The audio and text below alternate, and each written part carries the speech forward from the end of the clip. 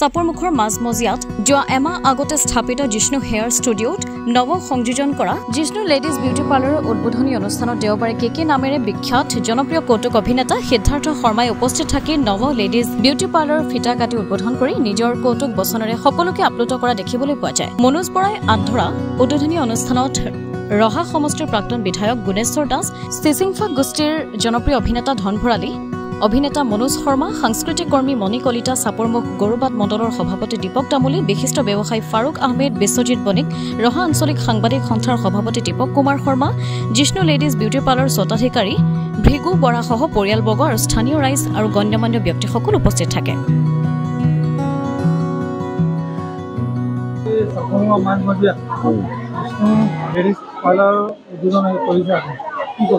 মানে খুবেই ভাল লাগিল, বেছি ভাল লাগিল মানে সচৰাচৰ যেনেধৰণে এনেকুৱা অনুষ্ঠানবোৰত আমি যাওঁতো ইমান এনেকৈ বিশালকৈ কামটো নহয় আচলতে, কিন্তু ইমান মানুহ বা এনেকৈ মানে সুন্দৰকৈ এটা ব্যৱস্থাপনা ৰাখিছে, সঁচাকৈ খুব ভাল লাগিছে। যিমান মানুহ আছে সকলোকে চাহ পানী খুৱাই পঠিয়াইছে, খুবেই ভাল লাগিল। আৰু মোৰ শুভকামনা থাকিল যে এই কামটোৰ দ্বাৰা তেওঁ উপকৃত হওক, যিহেতু বহুত মানুহ এই কামটোত জড়িত।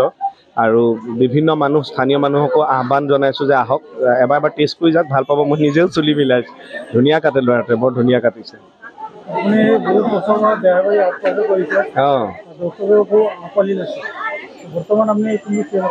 এতিয়া মোৰ ৰঙত বাজি আছে আমাৰ বিয়লি বৃন্দাবন বুলি, আৰু বেহাৰবাৰী পুস্তক মই ফ্লেশ্ববেকত ওলাই আছোঁ মাজে মাজে, দুখনে বাজি আছে।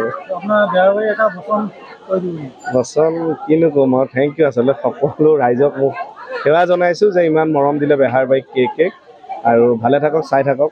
গ্লাও হৰি আও ৰাম। আজি মই নিমন্ত্ৰণ কৰিছোঁ, তেখেত বিশেষ কাৰণত আহিব নোৱাৰিলে।